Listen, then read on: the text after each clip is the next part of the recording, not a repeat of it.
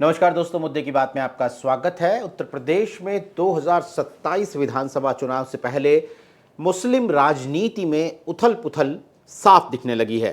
कांग्रेस के वरिष्ठ नेता और बसपा सरकार में कभी ताकतवर मंत्री रहे नसीमुद्दीन सिद्दीकी का कांग्रेस छोड़ना सिर्फ एक इस्तीफा नहीं है, यूपी में मुस्लिम नेतृत्व को लेकर चल रही राजनीतिक बेचैनी का ऐलान भी है। सवाल ये है कि क्या उत्तर प्रदेश का मुस्लिम वोटर आज भी किसी का पक्का वोटर है या फिर वो अब नए विकल्प की तलाश में है। इसी बीच चर्चा ये भी है कि नसीमुद्दीन सिद्दीकी, असदुद्दीन ओवैसी, चंद्रशेखर आज़ाद, पल्लवी पटेल, स्वामी प्रसाद मौर्य, ये सभी नेता मिलकर एक नया पीडीए मोर्चा भी बना सकते हैं। दावा बड़ा है भाजपा को चुनौती देने का, लेकिन सवाल और भी बड़ा है कि क्या ये एक असर दिखाने वाला गठबंधन होगा या फिर मुस्लिम राजनीति में एक और प्रयोग जो चुनाव आते आते दम तोड़ देगा।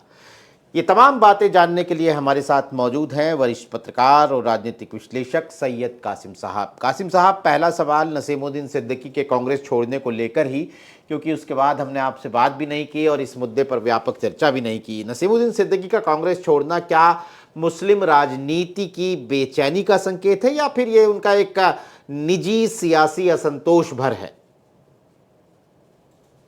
बहुत शुक्रिया नीरज जी। देखिए, ऐसा है कि मैं जहां तक मैंने इसको असेस किया है, नसीमुद्दीन सिद्दीकी जैसा ताकतवर बहुजन समाज पार्टी में नेता, चाहे सत्ता में रहा हो या विपक्ष में रहा हो, बसपा में जब तक वो थे, मायावती के घर पे तो भीड़ लगती नहीं। सबसे हम्म। ज्यादा भीड़ नसीमुद्दीन सिद्दीकी के यहाँ लगती थी। जी। और ये हम और आप जानते हैं, पत्रकारों को सबसे ज्यादा मालूम है कि नेताओं की सबसे बड़ी भूख जो है वो जनता है, लोगों से जुड़ाव। कांग्रेस में जाने के बाद लंबा एक वक्त उन्होंने गुजारा और कोठी पे उनके सन्नाटा होता तो कोई मिलने भी नहीं आता था। कांग्रेस कार्यालय में भी बहुत ज्यादा उनको उतना इम्पोर्टेंस नहीं मिलती थी कि उनका पहुंचे और कमरा भर जाए। ये सारी चीजें उनको कचोट रही थी। अच्छा, कुछ मिल गया होता, राज्यसभा मिल जाती, या यही 2024 में कोई टिकट मिल जाता, अफजल को मिल जाता, तब भी कुछ आंसू पूछ जाते। लेकिन ऐसा कुछ हुआ नहीं। तो फिर उस पार्टी में रहने से बेहतर है कि वहां चला जाए जहां पर कम से कम 150 लोग रोज मिलने आए, जहां पर उस पार्टी में विचार विमर्श हो, जिससे बात की जाए। महान नेता राहुल गांधी के बारे में आप ये हम आप कितनी बार सुन चुके हैं और पढ़ चुके हैं। हेमंत बिस्वा शर्मा ने यही तो कहा था कि मैं मिलने गया था और राहुल गांधी अपने बिस्कुट कुत्ते को बिस्कुट खिला रहे थे। तो वहां पर नसीमुद्दीन सिद्दीकी की कोई पहचान हो नहीं पाई थी, उनकी कोई हैसियत बन नहीं पाई थी। सबसे बड़ी वजह ये।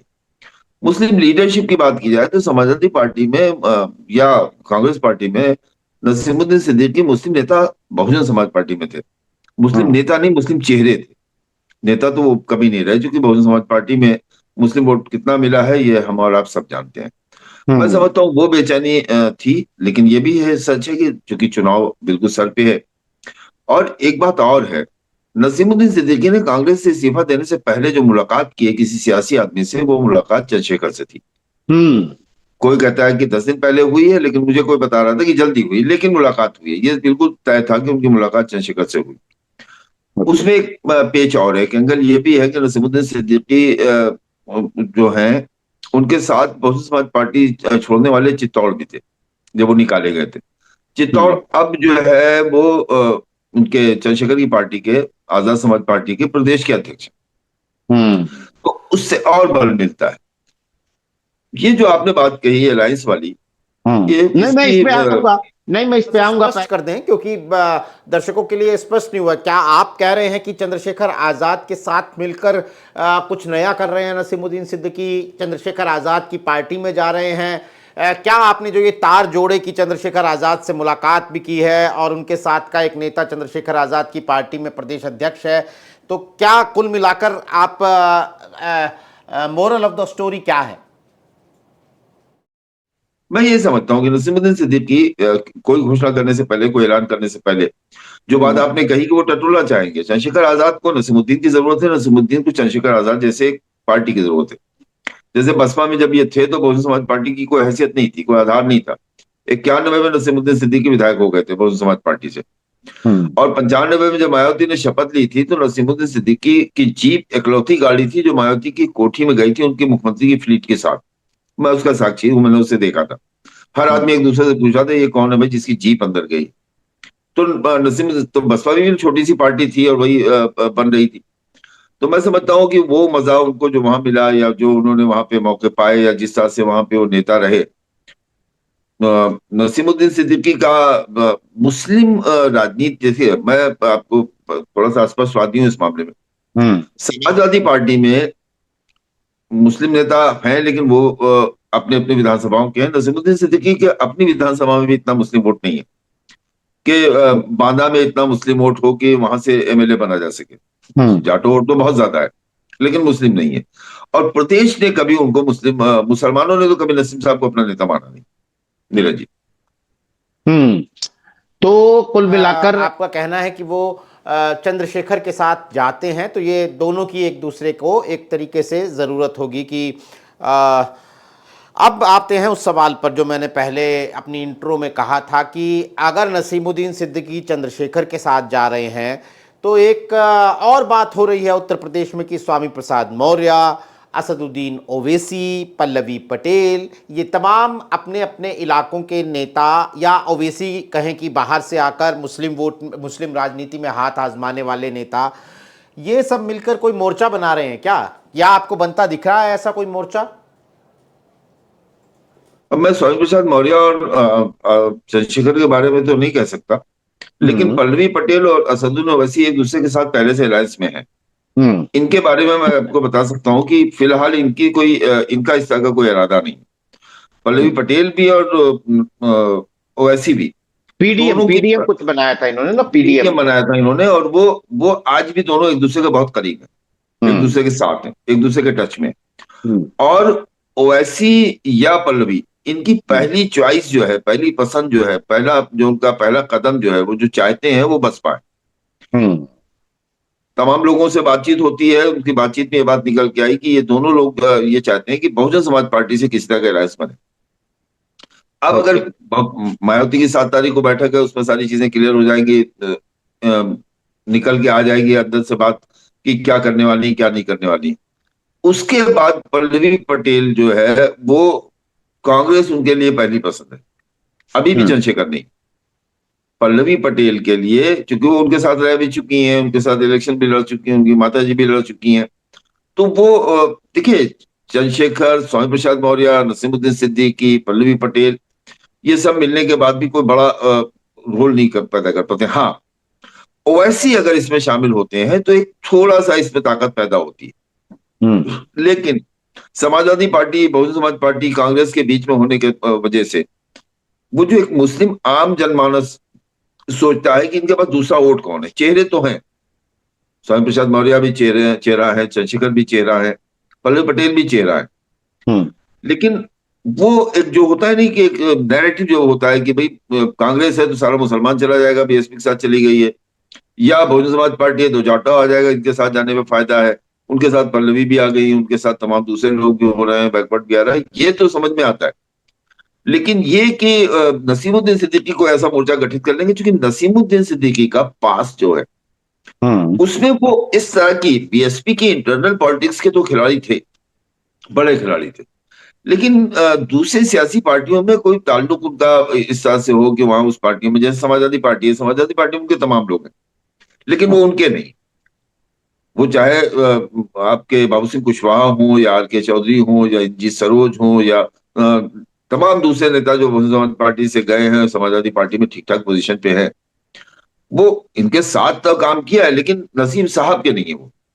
ये एक दिक्कत है, क्योंकि बसपा में तकरीबन सब लोग निकाले गए, तो उसमें नसीमुद्दीन सिद्दीकी की कहीं ना कहीं भूमिका या रोल का जिक्र आया। तो हम्म। मैं नसीमुद्दीन सिद्दीकी को अभी इतना मतलब उस तरह से नहीं देखता हूं कि वो इतना बड़ा मोर्चा गठित कर सकते हैं। हाँ, उनकी हम्म। कोशिश होगी, और चंद्रशेखर के साथ जो लोग जाना चाहेंगे, जब ऑप्शन बी पे आएगा, जब से मायावती का दरवाजा बंद होता है, तो हम्म। ऑप्शन बी पे ये एक बन सकता है जिसमें स्वामी प्रसाद मौर्य हो, नसीम सिद्दीकी हो, चंद्रशेखर आजाद हो, पल्लवी पटेल हो, और ओवैसी हो।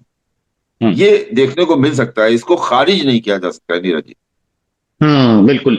तो क्या इससे है कि एक क्या चंद्रशेखर पश्चिम उत्तर प्रदेश की राजनीति में मजबूत हो रहे हैं? इन इन तमाम इन तमाम संभावनाओं के मद्देनजर मैं ये सवाल कर रहा हूं। नहीं, चंद्रशेखर मजबूत मुसलमानों में हो रहे हैं। चंद्रशेखर देखिए, चंद्रशेखर ने एक चुनाव तो लड़ा नहीं है। अब चंद्रशेखर के तो ये चौथा चुनाव कम से कम मुझे लगता है हो जाएगा। भाई 17 में उन्होंने लड़ा, 22 में उन्होंने लड़ा, 24 में उन्होंने लड़ा, और उसके अलावा उससे पहले वो इलेक्शन लड़ते रहे, फिर बिहार में जाके लड़े। आज भी चंद्रशेखर अभी 1% वोट नहीं पा पाए, बड़ी बात है। 1% वोट भी जाटों का न निकलना, ये एक मतलब संदेश है कि अभी बड़ा मुश्किल हो रहा है चंद्रशेखर के लिए। रैली कर लेना, रील कर लेना, वो एक अलग चीज है, लेकिन वोट के लिहाज से चंद्रशेखर अभी वहां नहीं पहुंचे हैं जहां पे उन पर भरोसा करके वोट आदमी दे दे। लेकिन अगर इस तरह का कोई अलायंस बनता है, देखिए मैं आपको बताऊं कि ये सब संभावनाएं जो हैं, इसको फायदा तभी हो सकता है जब मुस्लिम के साथ जाटो जो है, मुसलमान जो है वो बेचैन है, हताश है, ठीक है, वो जा रहा है, अब उसके साथ जाटो जाए, खुल के जाए, तब तो इसमें कुछ जान दिखाई देती है। लेकिन फिर वक्त कम से कम जाटों में तो अभी तक कोई सेन लगाता हुआ कोई दिखाई नहीं दे रहा है, खासतौर से चंद्रशेखर भी। मैंने अपने ही शो पे, आपके यहाँ यूपी तक पे सबसे पहले मैंने ये बात कही थी कि जहां से वो जीत के आते हैं नगीना, 60% प्लस वोट है मुस्लिम वहां पे, और शेड्यूल कास्ट 22% है। तो उस जीत को, और उस शेड्यूल कास्ट 22% में 4 कैंडिडेट है, भाजपा का भी शेड्यूल कास्ट है, बसपा का भी शेड्यूल कास्ट जाटो है, समाजवादी पार्टी का भी शेड्यूल कास्ट जाटो है, और फिर चंद्रशेखर भी शेड्यूल कास्ट जाटो है। तो मैं समझता हूं कि चंद्रशेखर की मजबूत हो रहे हैं। इस तरह हो रहा है कि भाई अमीर आलम जैसा आदमी उनकी पार्टी में चला आया अपने बेटे नवाजिश के साथ, अमीर आलम खान, एक आध लोग और चेयरमैन वगैरह कोई मजबूत थे मुस्लिम, वो आ गए। तो अभी तक मुस्लिम्स की तो ज्वाइनिंग वहां उनके यहाँ हो रही है। लेकिन कोई जाटो बड़ा छोड़ के जाए, अनुसूचित जात का कोई पूरब में जाए, या पश्चिम में भी सहारनपुर है, मेरठ है, बिजनौर है, नगीना है, मुजफ्फरनगर है, बागपत है, उस हिस्से में जहां से चंद्रशेखर आते हैं, वहां भी आज वो उस चीज को अभी तोड़ नहीं पाए। मेरठ जैसी जगह पे आज भी योगेश्वर वर्मा जो है वो नंबर 1 बने हुए हैं जाटुओं के बीच में, नीरज जी। लेकिन मायावती की तरफ से तो कोई हलचल दिखती नहीं है। कांग्रेस पार्टी समाजवादी पार्टी के साथ है, इस गठबंधन में कोई टूटन नहीं दिखती है। तो मुस्लिम वोटर के पास विकल्प क्या बचता है इंडिया गठबंधन के अलावा? माने ये मान लिया जाए कि वो इंडिया गठबंधन का ही वोट है। बिल्कुल, देखिए ऐसा है कि कुछ सीटों पे ओवैसी डिस्टर्ब कर सकते हैं, लेकिन अगर मायावती किसी गठबंधन में नहीं जा रही, किसी का मतलब कांग्रेस या ओवैसी, किसी का मतलब कोई भी गठबंधन नहीं चलेगा। अब मुस्लिम जहां है, जिस हाल में है, वो सोचेगा कि चलो यहीं रहो भाई। 111 तक हमने पिछली बार पहुंचाया था, लोकसभा में 36-37 हो गई, एक बार और उनको देख लेते हैं, मायूस होने के बावजूद। लेकिन अगर मायावती का कोई अलायंस बनता है, तब उसके पास विकल्प है, तब समाजवादी पार्टी को भी सोचना होगा, और फिर मायावती के लिए भी मौका हो जाएगा। मायावती का गठबंधन आप कह रहे हैं ओवैसी के कांग्रेस पार्टी के साथ, लेकिन ओवैसी भी उत्तर प्रदेश में ऐसा तो है नहीं कि पहली बार हाथ आजमाएंगे, कि कोई बहुत भारी बंद मुट्ठी है जिसका भी पता नहीं है कि खुलने के बाद खाक की होगी कि लाख की होगी। वो भी तो आजमा ही चुके हैं अपना हाथ, नतीजा शून्य रहा है। पीडीएम की बात हमने पहले की, पीस पार्टी जैसे एक्सपेरिमेंट हो चुके हैं, ये तमाम एक्सपेरिमेंट होकर तो नाकाम ही हुए हैं। नहीं, ओवैसी 22 का इलेक्शन कुछ सीटों पे लड़े थे, बहुत बड़ी लड़ाई उन्होंने नहीं लड़ी थी। और 22 का चुनाव, नीरज जी, बिल्कुल सीधे सीधे 1-to-1 इलेक्शन हो रहा था। मुसलमानों के सर पे अखिलेश यादव और का बिल्कुल एकदम समझ लिए कि अखिलेश यादव चढ़ के बोल रहे थे, आ रहे हैं अखिलेश का नारा था।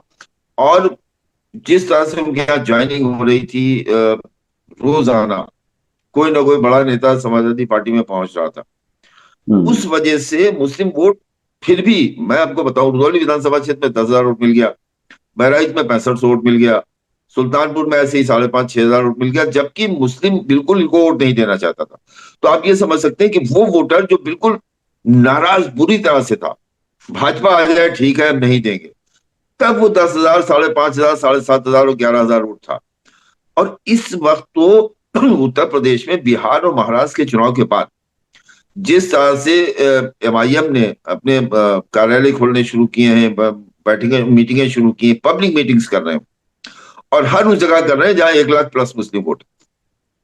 1 लाख से ऊपर जिस विधानसभा में मुसलमान है वहां उनकी मीटिंगें हो रही, पब्लिक मीटिंग हो रही है, उसके अलावा इंटेलेक्चुअल्स को जोड़ा जा रहा है। और सिर्फ एक चीज कही जा रही है, वो एक समझ लीजिए कि पिन पॉइंट फार्मूला है, हमको अपना वोट गिनवाना है। और ये चीज जो है, और ये कहते हुए कि भाई हम 14 में नहीं लड़े, क्या हुआ, हमने क्या हरा दिया, हम 19 में नहीं आए क्या, हमने हरवा दिया, हम तब नहीं लड़े थे क्या, हमने हरवा दिया, इस तरह की तकरीरें। और जैसे बीएसपी में कैडर नहीं होता, उसी तरह से मुसलमानों की एक छोटी छोटी पंचायतें करके इस तरह की बातें की जा रही। और मैं आपके साथ इस चर्चा को पहले भी कर चुका हूँ। और मुसलमानों में जो भारतीय जनता पार्टी को भाई हराने की एक जो जज्बा मुसलमान के अंदर है, वो जो चाहता है कि हम भाजपा को हरा दें, योगी आदित्यनाथ को हरा दें, उत्तर प्रदेश में से भाजपा चली जाए, उतना उसको दूसरी तरफ से नहीं मिल रहा है। उसको नहीं लगता है कि भारतीय, चूंकि तमाम सीटों पे लोकसभा में चल गया कि एक ही घर, एक ही गांव, एक ही मोहल्ले, एक ही बूथ संख्या से 5 यादव लड़ लिए। विधानसभा में ये स्थिति नहीं होगी, और जहां नहीं मिलेगा वो दूसरी पार्टी से लड़ेगा। और इस मामले में यादव वोट का इतिहास खराब है, जहां पर यादव लड़ता है वो समाजवादी पार्टी छोड़ के यादव के साथ चला जाता है। भाजपा से 2 विधायक मैंने कई बार बताया, जौनपुर और रुधौली दोनों मुसलमान को जीते हैं, हरा के। ओके। एक सवाल और आपसे मैं करना चाहता हूं कि पिछले दिनों अखिलेश यादव के हम बयानों में या फिर उनके सोशल मीडिया पोस्ट में एक बेचैनी देखते हैं फॉर्म 16 को लेकर, जो वोटिंग लिस्ट में जो बदलाव हो रहे हैं एसआईआर के मुद्दे पर। वो कह रहे हैं कि फॉर्म 16 जो है वो भाजपाई खुद से छाप ले रहे हैं, खुद से सिग्नेचर करवा के पीडीए के वोटरों के नाम कटवा रहे हैं, खास तौर पर अल्पसंख्यक वोटरों के नाम। तो ये कैसी बेचैनी है? कोई डर है या प्रेशर टैक्टिक्स है? अगर हम एक तरफ कह रहे हैं कि मुस्लिम वोट तो अखिलेश यादव की तरफ ही सबसे ज़्यादा दिखता है, फिर वो ये कौन सा ये क्या कौन सी प्रेशर टैक्टिक्स कर रहे हैं अखिलेश यादव? हाँ, मैंने अभी आपके लाइव आने से पहले मैं इत्तेफाक से मैंने एक बयान देखा अखिलेश यादव का, आज ही का है शायद, जिसमें उन्होंने कहा है कि एक पेन ड्राइव मिली गई गोपनीय, और एक योगेश प्रताप सिंह गोंडा के एक विधायक रहे हैं, पूर्व विधायक समाजवादी पार्टी में पाए, उनके बारे उनका नाम भी उन्होंने लिया है कि हमारे पूर्व विधायक ने इस चीज को पकड़ा है। तो उसमें उनका नाम है कि हमारे विधायक ने इस चीज को पकड़ा है। तो मैं समझता हूं कि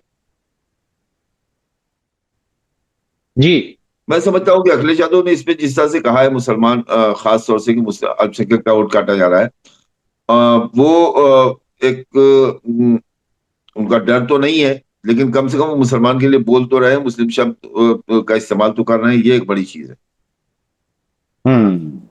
ये एक बड़ी चीज़ है। तो कुल मिलाकर दोस्तों, जो हमने जहाँ से बात शुरू की थी कि उत्तर प्रदेश में विधानसभा चुनाव से पहले जो उत्तर प्रदेश की मुस्लिम राजनीति है उसमें काफ़ी उथल पुथल नज़र आ रही है। बात दलित वोटरों की होती है, यूजीसी जैसा मुद्दा आता है तो एससी एसटी ओबीसी वर्सेस अगड़े की राजनीति की होने लगती है। लेकिन मुस्लिम राजनीति में भी एक भारी उथल पुथल है, और आने वाले दिनों में जो गठबंधनों की सूरत है या तमाम पार्टियों की जो राजनीति है वो किस दिशा में जाती है, वो सीधा सीधा इससे जुड़ा हुआ रहेगा। हमारी नज़र इस पर बनी रहेगी। आज कार्यक्रम में हमारे साथ शिरकत करने के लिए कासिम साहब आपका बहुत बहुत शुक्रिया। तमाम दर्शकों का भी आभार। आज के लिए नमस्कार।